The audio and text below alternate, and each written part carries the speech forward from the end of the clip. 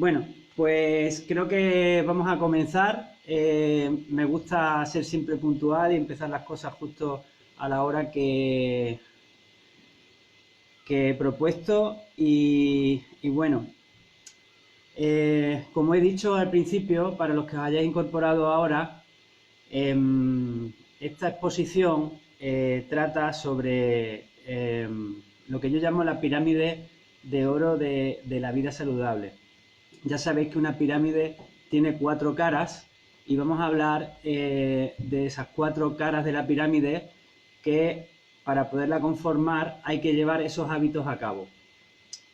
Está basado, la mayoría de esta disertación está basada en una trilogía de un catedrático de Fisiología de la Universidad de Extremadura que se llama Enrique Campillo, que es la trilogía del mono obeso.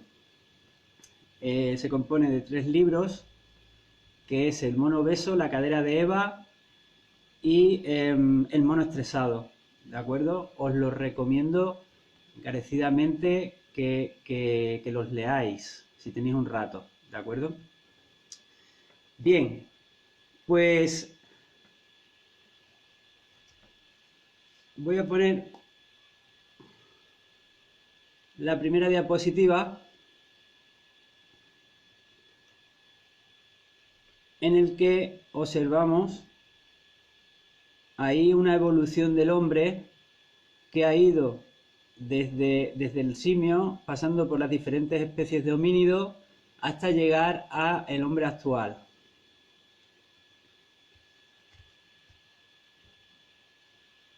Bien, lo más complicado del desfase que hay entre la salud que tienen las personas ahora con respecto a la salud que tenían antes es que nuestros genes vienen del Paleolítico. Entonces, nuestros genes están acostumbrados, digamos, están programados para funcionar de la manera que se vivía en el Paleolítico, en la edad de piedra. Y ahora nos encontramos en la era espacial. Por supuesto, los hábitos de vida han cambiado muchísimo. Podemos poner cualquier ejemplo, básicamente, por ejemplo, el ir a por comida. En el Paleolítico, para ir a por comida, ¿qué había que hacer? Había que ir a andar para poder recolectar. Los hombres y mujeres se reunían en grupo para encontrar animales muertos antes de que empezara la caza. El hombre era carroñero y entonces se reunían en grupos y andaban grandes cantidades de kilómetros, tanto recolectando pequeñas semillas o frutas como animales muertos que encontraban y se los llevaban, digamos, al campamento o a la cueva donde estuvieran alojados. Nosotros ahora en la era espacial no utilizamos esos métodos, pues vamos al súper de al lado de casa, con suerte, si es que no pedimos la comida a domicilio o simplemente la pedimos ya hecha, la comida. Con lo cual, el dispendio de energía que se realiza para poder comer es cero o cercano a cero. Y eso produce un desajuste en nuestros genes, en nuestra fisiología, que es que consumimos mucha energía y gastamos muy poca. Ese es el principal factor de la mayoría de las enfermedades que se producen hoy en día, en el siglo XXI. Son enfermedades que se llaman enfermedades de la opulencia, es decir, de consumir continuamente y no gastar nada de lo que se ha consumido, produce un desequilibrio en nuestro cuerpo que lleva a la enfermedad. Muy bien. Con esa introducción vamos a pasar a la siguiente diapositiva.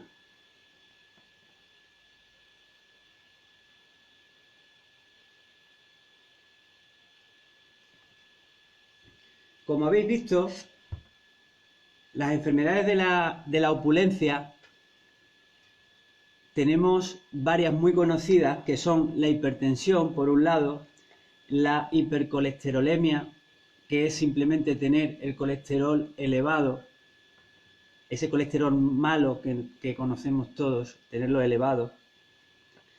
La aterosclerosis, que es una enfermedad del sistema cardiovascular, de los vasos sanguíneos, en las que se producen una serie de postillas por dentro que se llaman ateromas, que posteriormente pueden desprenderse y producir lo que se conoce como un émbolo, un tromboembolismo, y producir a su vez una isquemia de algún tejido o un infarto de algún tejido. La diabetes es otra enfermedad también conocida de la opulencia, de esa necesidad que tenemos de consumir de más. Hablo de la diabetes tipo 2, que es la que tiene ese origen de, digamos, una mala alimentación y unos malos hábitos de vida, porque la de tipo 1 se produce por una destrucción de unas células que están en el páncreas, que se llaman islotes de Langerhans, que son los que producen la insulina. Y también, como colofón a todas esas enfermedades de la opulencia, o la máxima, la punta, digamos, de lanza de esas enfermedades de la opulencia, es la obesidad, que va a terminar siendo una auténtica plaga en el siglo XXI. Y esperemos también que los hábitos de vida que nos vengan desde fuera impuestos no ayuden a que este tipo de enfermedades proliferen aún más en la sociedad. Estamos viviendo actualmente una serie de cambios en nuestra vida, como el confinamiento que estamos sufriendo, que esperemos que no se alargue en el tiempo y que no haya más confinamientos en un futuro, pero sí que cabe esa posibilidad de que los haya, y esto no ayuda en nada a estas enfermedades de la opulencia, que es seguir comiendo y, digamos, ingresando energía en nuestro cuerpo sin gastarla. Porque la otra parte de la balanza, cuando nosotros ingresamos comida, después está el dispendio energético que se produce a través del ejercicio físico. Y debido a esta serie de confinamientos que estamos padeciendo ahora mismo, el sedentarismo está presente en nuestras vidas. Si antes estaba presente también, ahora ya está de una manera mucho más participativa.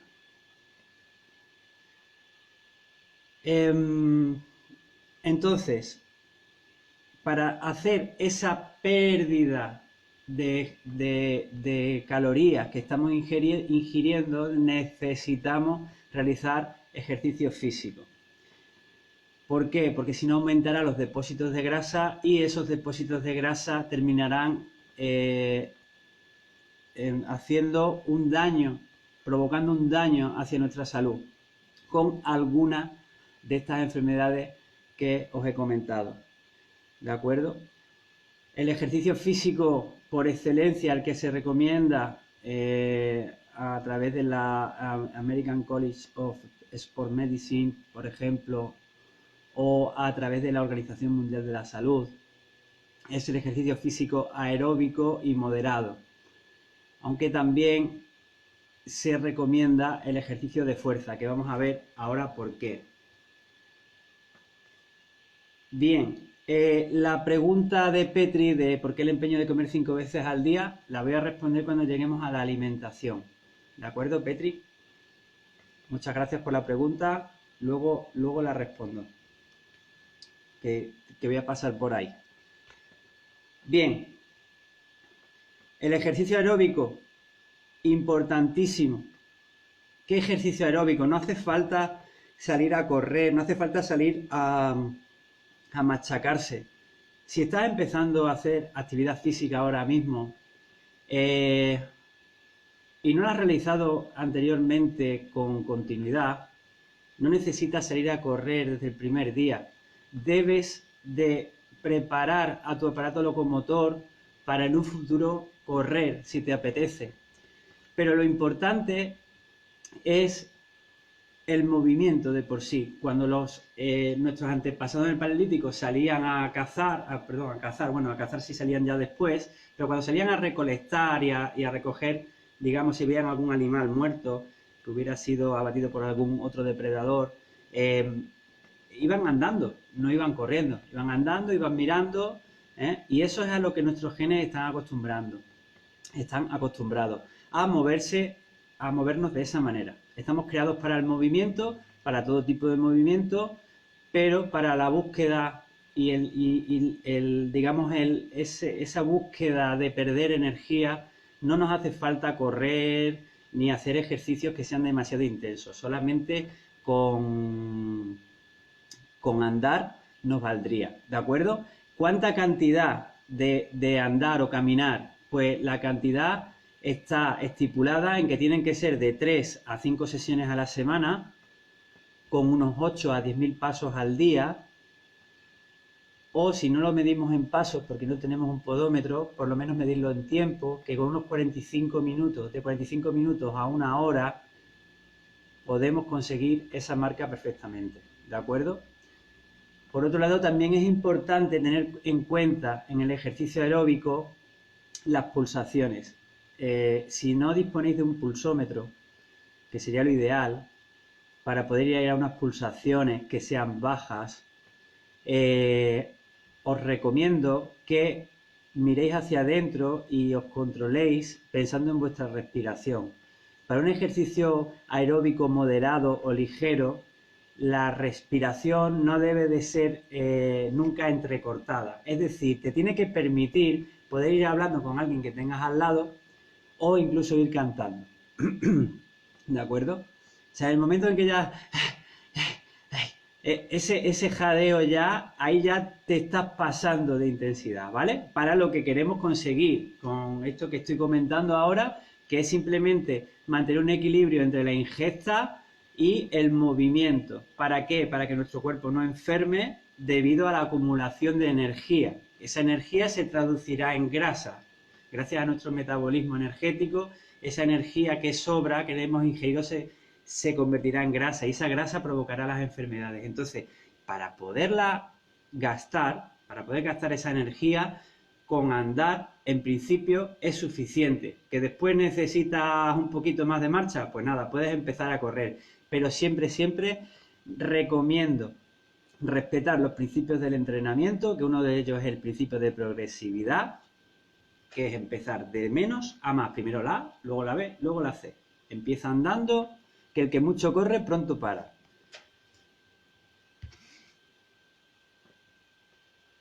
Muy bien. Siguiente tipo de ejercicio increíblemente recomendable y absolutamente recomendable, el ejercicio de fuerza. Se debe de realizar ejercicio de fuerza. ¿Por qué?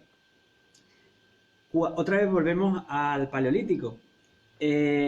Nuestro cuerpo está acostumbrado a realizar tareas que sean físicas y que tengan un componente de fuerza elevada.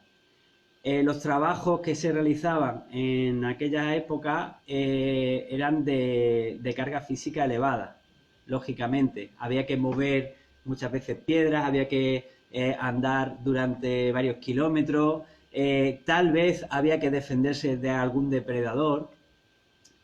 Y ya cuando se comenzó a cazar, pues había que realizar movimientos muy explosivos también, como a lo mejor con herramientas, pues lanzar piedras a animales o con puntas de lanza.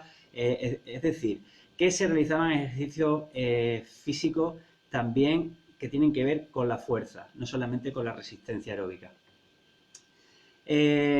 Lógicamente, cuando el hombre llegaba y era capaz de cazar a su presa, se la comía, no existían neveras tampoco.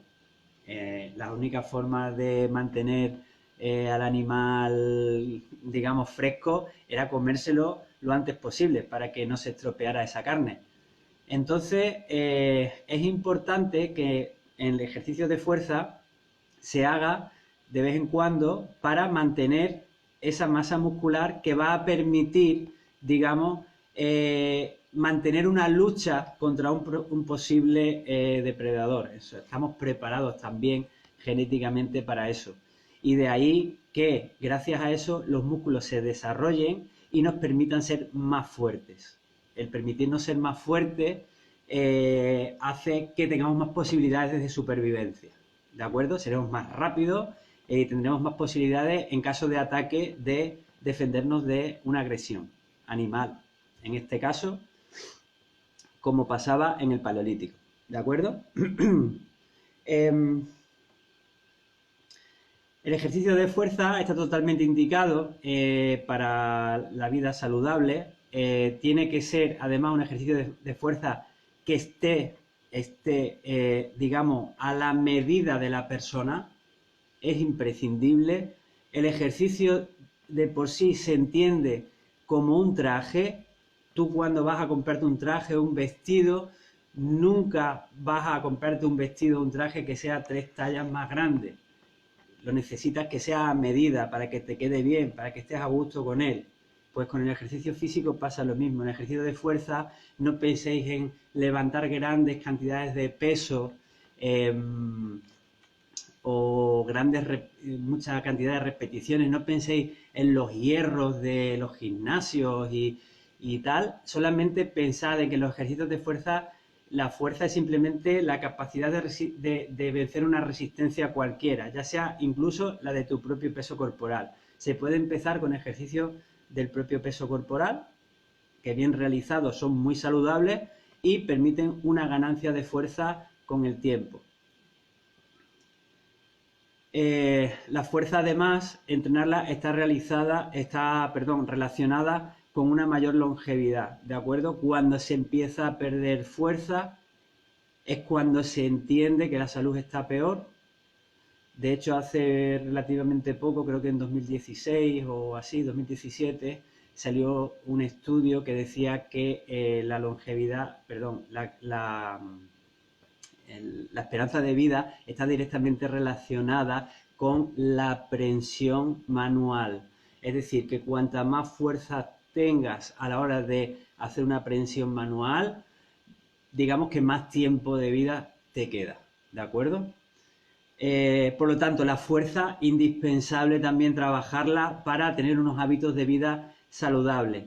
Trabajarla o disfrutarla, ¿de acuerdo? Que muchas veces los educadores físicos decimos trabajar y parece que va a ser una cosa ahí aburrida, y que, bueno, que tenemos que pasar por ahí porque esto me vale para la salud, pero también se puede trabajar la fuerza de manera muy divertida y disfrutar con ello, que al fin y al cabo de lo que se trata es de disfrutar el camino. Bien, el siguiente punto sería la alimentación saludable y, como digo yo, también ordenada. Es decir, hay que saber cuánta energía se gasta y cuánta energía hay que volver a introducir en el cuerpo para reponer esos depósitos. No es lo mismo realizar un ejercicio aeróbico en el que yo voy a utilizar mucho las grasas o un ejercicio aeróbico más intenso en el que voy a utilizar mucho los hidratos de carbono. Entonces tendría que reponer según haya, digamos, utilizado qué tipo de energía.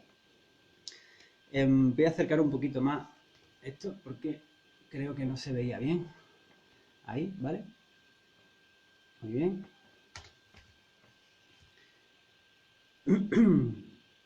Bien. Aquí, en el tipo de alimentación, entran otra vez los genes del Paleolítico. Yo voy a hacer continuas referencias a esto. Como he dicho, el 90%, el 80% de esta charla o de esta exposición tratan sobre estos 3 libros que he comentado al principio. En los genes del Paleolítico, nosotros en el Paleolítico, la especie humana, que hacía, recolectaba principalmente frutas y semillas encontraba carne también cuando era carroñero, y un poquito más adelante empezó a cazar y a pescar. Entonces, había mucha variedad, porque tú no ibas a un supermercado y comprabas siempre la misma verdura. Por ejemplo, me gusta mucho la lechuga y el tomate, y siempre que vas al supermercado, pues compras lechuga y tomate. No, pues eso no pasaba antes, lógicamente. Entonces, había mucha más variedad de comida. Eh, comían semillas, comían frutas silvestres, comían de todo. ¿De acuerdo? Y en el caso de las carnes, pues lo mismo, lo que se encontraban muertos, más adelante ya lo que habían cazado, y pescar, pues no siempre comían atún, porque a mí como me gusta el atún, como siempre atún. No, lo que pescaban era lo que podían comer. Entonces, esa variedad es la que necesitamos nosotros hoy en día también, porque si no, nuestros genes del Paleolítico estarán, digamos, reñidos con nuestro estilo de vida de hoy en día. La dieta principalmente del hombre del Paleolítico se basaba en los vegetales, como he dicho, y algunas semillas, y en la carne y el pescado, cuando tenían suerte y podían cazar. ¿De acuerdo? Esto que vengo diciendo y que apuntaba José Enrique Campillo, catedrático de Fisiología de la Universidad de Extremadura, que le mando un saludo desde aquí porque ya lo he nombrado varias veces y no lo he saludado, lo refleja también la escuela de Harvard con esta diapositiva que podéis encontrar en internet si buscáis el plato Harvard, ¿vale? Bien, como veis, principalmente la alimentación debe de ser a través de vegetales, principalmente vegetales y frutas. Fijaos que la mitad del plato está compuesto por vegetales y frutas. Después, un poquito menos de un cuarto está, digamos, conformada, o debiera de estar conformada por cereales, que tradicionalmente hemos tenido la idea de que la base de la alimentación debían de ser los cereales. Bueno, pues eso va cambiando con el tiempo, porque la ciencia va descubriendo cosas y bueno, va cambiando, y entonces, bueno, los cereales, en principio, deberían de ocupar menos de un cuarto de nuestra alimentación. Y un cuarto de la alimentación, un poquito más, proteínas saludables. Con proteínas saludables nos referimos tanto a las proteínas vegetales como a las animales. ¿De acuerdo? Los cereales, que he pasado por ellos ya, pero quiero volver un poquito para atrás, son una fuente importante de hidratos de carbono, y debemos de intentar que esos hidratos de carbono sean de calidad. Entonces, los cereales vamos a intentar siempre que sean de tipo integral, que no sean blancos o refinados, ¿de acuerdo? Vamos a intentar siempre que sean de tipo integral, que tienen más fibra, que van a mejorar nuestro tracto digestivo, nuestras digestiones, ¿de acuerdo? Y va a mejorar mucho más nuestra salud. Porque toda la energía que gastemos en digerir no la vamos a tener para poder vivir. Entonces es importante comer bien, porque al final uno es lo que come. Si uno come mal, al final uno se termina sintiendo mal. Y si come de más, también se siente mal, porque hay que comer para, digamos, restaurar energía, pero nunca para recargar. Esto ya lo decía Aristóteles, creo que era, o Sócrates, ya en la antigua Grecia. Entonces, vamos a hacer caso a nuestra historia, vamos a hacer caso a nuestros pensadores, vamos a hacer caso a nuestros antepasados, vamos a hacer caso a nuestra ciencia de hoy en día, y vamos a intentar comer, cuando comamos cereales, hacerlo de manera, cereales integrales. Vamos a comer mucha más verdura, vamos a intentar que las proteínas que comamos sean más saludables, y componer la mayoría de nuestro plato del día que sean frutas y verduras. Con eso vamos a tener ya muchísimo ganado. ¿De acuerdo? Todos los aceites vegetales, nosotros tenemos en Extremadura y en España en general, y en Extremadura en particular, tenemos lo que se le denomina el oro líquido. El oro líquido es el aceite de oliva. Vamos a tomar cuando podamos permitirlo, que ahora generalmente una economía se puede permitir siempre cocinar con aceite de oliva, pero si no podemos todos los días, pues los días que podamos utilizar el aceite de oliva, que son grasas que son, digamos, beneficiosas para la salud. Y como recomendación adicional, decir que bebamos mucha agua, ¿de acuerdo? Y si tomamos infusiones, evitar al máximo posible los lácteos. Es decir, que podemos tomar el café solo, podemos tomar el té verde solo o podemos tomar el agua sola. ¿De acuerdo? Muy bien. Sobre la pregunta de Petri de las 5 comidas al día, yo con lo de las 5 comidas al día no estoy especialmente de acuerdo, pero depende de para qué. Depende de para qué, ¿vale? Como siempre, siempre es un depende. Pero en el caso de la alimentación saludable que estamos llevando ahora mismo a cabo, esta conversación, con 3 comidas al día bastan. Siempre, siempre que no te dé ansiedad y no llegues a la siguiente comida con ansiedad y con mucha hambre, porque entonces lo que vas a hacer, digamos, es comer demasiado, ¿de acuerdo? Vas a llegar con mucha ansiedad y vas a comer demasiado. Entonces, si eso te pasa en alguna comida, debes de plantearte a lo mejor introducir una comida entre medias. Por ejemplo, si llegas a la cena con mucha hambre y mucha ansiedad y te das el atracón en la cena, deberías de introducir una merienda en el que tomes algún tipo de hidrato de carbono de acción lenta o un poquito más rápida, a lo mejor una fruta, ¿vale? No estaría nada mal, ¿de acuerdo? Para llegar a la cena, digamos, más tranquilo, sin ganas de devorar allí un buey y no pegarte un atracón. También es importante ordenar las calorías que vamos a tomar a lo largo del día. O sea, por la mañana deberíamos de tomar más calorías que por la noche. ¿Por qué? Porque por la mañana vamos a estar trabajando y vamos a estar utilizando energía durante todo el día y entonces hay que tener, digamos, esa energía hay que introducirla en el cuerpo y por la noche ya lo que te queda es descansar. Entonces, al descansar, ¿para qué necesitas energía? Esa energía que has introducido por la noche, lo normal es que se reserve después en forma de grasa, ¿de acuerdo? No es que engorde más comer por la noche que por el día, sino que tú ya ese dispendio energético no lo vas, o sea, esa energía no la vas a utilizar. Entonces, ¿para qué vas a inducir tanta cantidad de energía por la noche? Otra cosa a lo mejor diferente fuera que tú hubieras entrenado durante una hora a las 8 de la tarde. Entonces, cuando llegas, lo que haces es restaurar la energía. Y si has utilizado muchos hidratos de carbono en ese entrenamiento y necesitas comer una cantidad determinada para restaurar esa energía, pues debes de hacerlo. Eso siempre es necesario. Y mejor si lo lleva, si digamos que te guía algún tipo de profesional, como un nutricionista, por ejemplo. ¿De acuerdo? Yo creo que con 3 comidas al día vamos sobrados, no hace falta 5. Siempre, ya te digo, que no tengamos ese problema de ansiedad, ¿vale?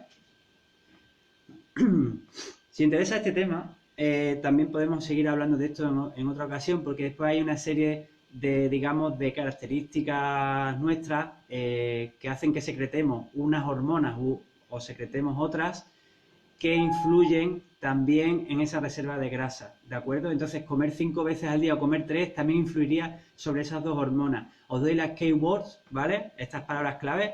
Las 2 hormonas son insulina, por un lado, y glucagón, por otro, ¿vale? Son como complementarias, pero también son como enemigas. Cuando está una, no puede estar la otra en el torrente sanguíneo, ¿de acuerdo? Muy bien, Petri. Pues me alegro, me alegro. Me alegro mucho de que hayas conseguido reducir en gran medida esos azúcares y de que te sientas mucho mejor. Además, si las comidas son muy, digamos, como dice el refrán, ¿no? Dice, de grandes cenas está la sepultura llena.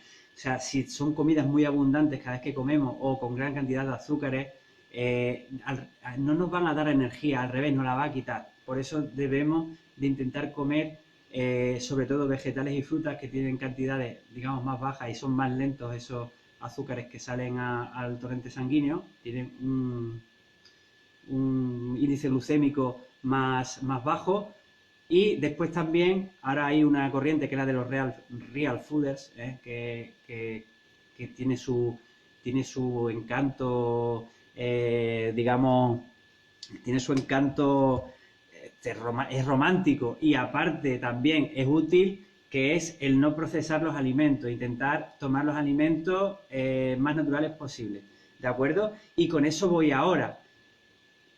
Vamos a hacernos caso también un poco de las tradiciones. Nuestros mayores han comido siempre la dieta mediterránea, ¿de acuerdo? La dieta mediterránea, tenemos un valor en España que es increíble. La dieta mediterránea es absolutamente brillante, brillante y está compuesta digamos, de mucha sabiduría, de muchos años llevando a cabo ese tipo de alimentación, ¿de acuerdo? Entonces, yo propongo hacer caso al plato Harvard, ¿vale? Y a la dieta mediterránea. La dieta mediterránea se basa mucho también, es muy parecida al plato Harvard, pero contenía mayor cantidad de cereales y mayor cantidad, digamos, de proteínas también. ¿Por qué? Porque los trabajos que hacíamos tradicionalmente eran, digamos, de más carga física. Por ejemplo, trabajar en el campo, la minería. Bueno, ya sabéis que los trabajos de antes no tenían nada que ver con los de ahora en general, ¿vale? Ahora hay mucho más trabajo de oficina, más tiempo sentado, más sedentarismo, y entonces necesitamos mucha menos cantidad de calorías. Pero sí que podemos hacer esa dieta mediterránea que sea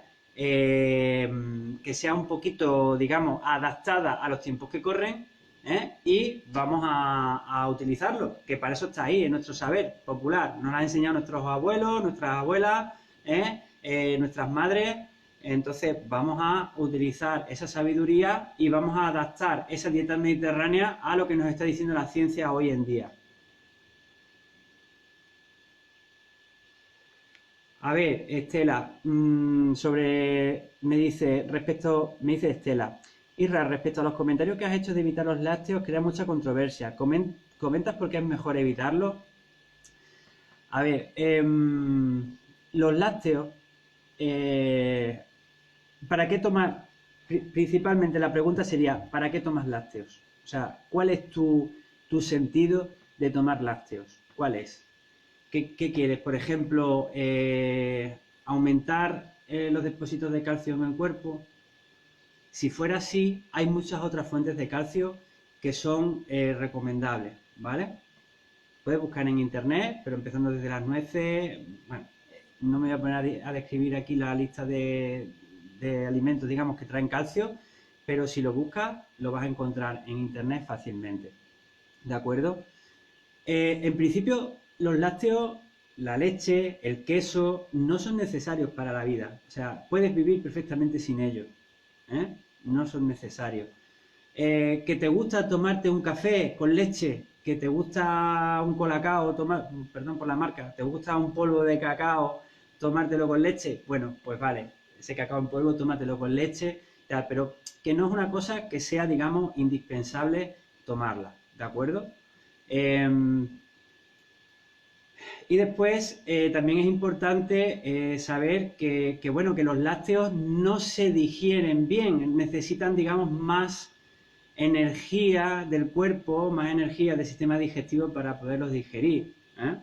Entonces, bueno, si los tomamos, que sepamos que lo estamos haciendo y por qué lo estamos haciendo, y si no, pues mejor yo creo que es no tomarlos o evitarlos al máximo, ¿vale? Yo sí tomo lácteos, yo los tomo. Tomo queso de vez en cuando, que el queso, bueno, no me voy a poner a hablar demasiado de alimentos, que se nos está yendo el tiempo ya, pero bueno, tomo queso de vez en cuando, tomo leche de vez en cuando, pero intento que sea de vez en cuando, ¿vale? No intentar basar mi dieta en los lácteos o que, digamos, que en ese plato que os he enseñado antes, los lácteos aparezcan ahí, digamos, ¿vale? En un porcentaje demasiado elevado. Muy bien. Mirad, esto que pone aquí, que pone platos Harvard y dieta mediterránea, ¿vale? Y pone abajo mindfulness tradicional. Os voy a explicar lo que significa en un momentito, en un minuto, solamente en un minuto, que creo que es muy importante. El mindfulness es el estar aquí y ahora, presente. Eso es. Cuando tú estás haciendo algo, no estás pensando en lo que viene después, ni en lo que pasó antes, sino que estás aquí y ahora. ¿De acuerdo? Además, es una filosofía muy importante también, el aquí y ahora, está muy presente en el Tao también.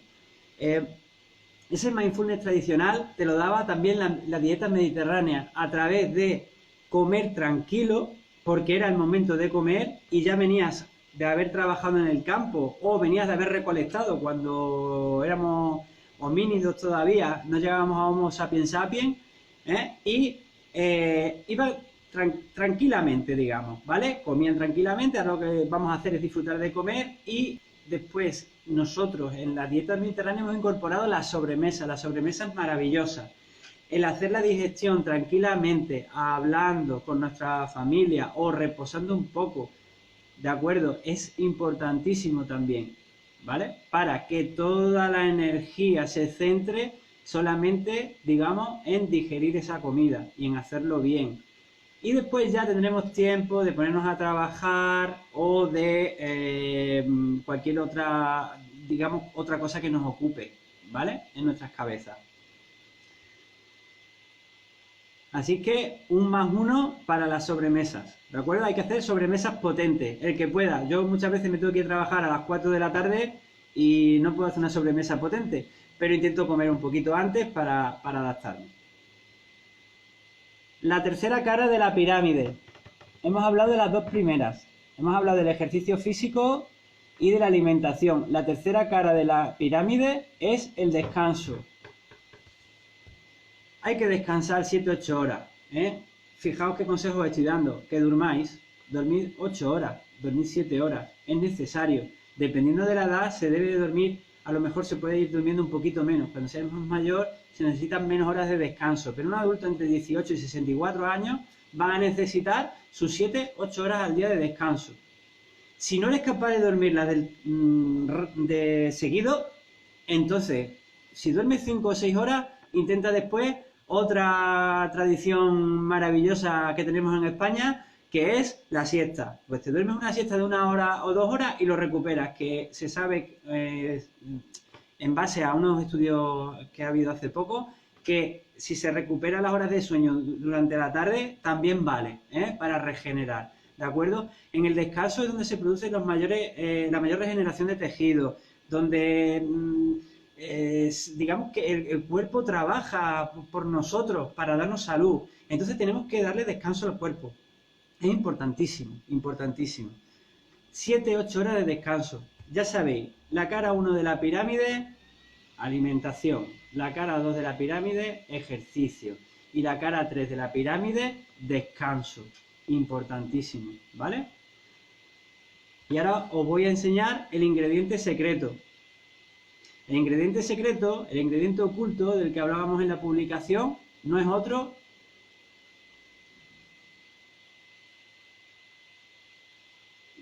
me vais a pegar porque vais a decir, bueno, pues tampoco era para tanto. Ahí tenéis la pirámide y el ingrediente secreto, el ingrediente oculto, el ingrediente que nadie ve desde fuera es la constancia, el esfuerzo. El esfuerzo al principio, después ya no te cuesta porque ya tienes esos hábitos adquiridos. Pero si tú eres constante con unos hábitos, eres capaz de cambiar tu destino. Primero haces un hecho, luego creas un carácter gracias a ese conjunto de hechos y ese carácter que tú has conseguido va a marcar tu destino. Un pequeño cambio en un momento dado va a hacer que tú llegues a tu destino. El esfuerzo entendido como algo, digamos, que no sea penoso para uno mismo, puede ser algo fastidioso al principio, pero no tiene que ser una cosa que a ti te quiebre la calma, ¿de acuerdo? Hay que hacerlo poquito a poco y de manera progresiva. No hay que, digamos, meter demasiados cambios de golpe, ¿vale? Podéis ir haciendo las cosas poco a poco y conseguir grandísimos resultados y veros donde realmente os queréis ver y estar saludables, que es lo que importa. Por eso también hemos creado una serie que va a ir saliendo, una serie me refiero a un conjunto de publicaciones que va a ir saliendo en nuestra página de Facebook hasta el 7 de junio, que son 13 hábitos para construir el cambio. Hemos puesto 2 ya, que son leer más y construir confianza en uno mismo y en los demás. Y van a ir saliendo una serie de hábitos que vais a ir viendo que a mí me encantaría que incorporarais a vuestra vida porque va a hacer de vuestra vida algo mucho mejor. Si estáis a gusto, como estáis, perfecto, no hace falta que incorporéis nada, pero si algún día os levantáis y necesitáis, dice, algo tiene que cambiar aquí, seguramente alguno de los hábitos que vamos a poner o que hemos puesto ya os va a servir y mucho.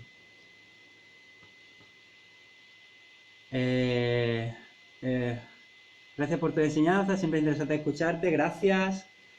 Pensaba que ibas a sacar unas proteínas a un batido, no, Estela, por Dios, ya sabes que no, me conoces y sabes que no voy a sacar nada de eso. A mí me gusta la comida real y me gusta comer bien, además me gusta mucho comer y entonces, bueno, oye, el batido de proteínas tiene también su aquel cuando se necesita, ¿vale? No voy a explicar ahora cuándo se necesita y tal, para no alargar más esto. Y si tenéis alguna, digamos, a ver si no me sale la palabra, si queréis que hable de algo en un futuro, podéis comentar aquí, ya sea que lo estéis viendo ahora mismo en directo o lo veáis en diferido en algún momento, poned en los comentarios de qué os gustaría que hablara en próximas charlas, ¿de acuerdo? Para terminar ya del todo, os dejo con esto, que además nos viene muy bien en los tiempos que vivimos, en los tiempos del coronavirus. Mirad.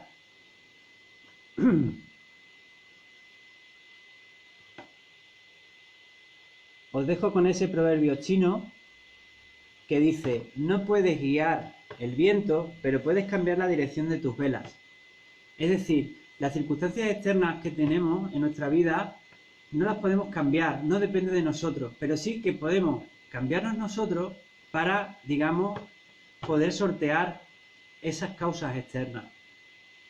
Con esto lo que quiero es daros muchos ánimos para que aunque la situación que está y que está por venir, que viene una situación bastante complicada a nivel económico, a nivel laboral, a nivel social, somos animales sociales, no nos están dejando, no podemos, no nos están dejando, no debemos o no podemos relacionarnos ahora todo lo que quisiéramos, aunque no podamos hacer esas cosas, hay que pensar de qué manera podemos cambiar nosotros para intentar, digamos, limar un poquito, aflojar, suavizar esa situación que tenemos fuera.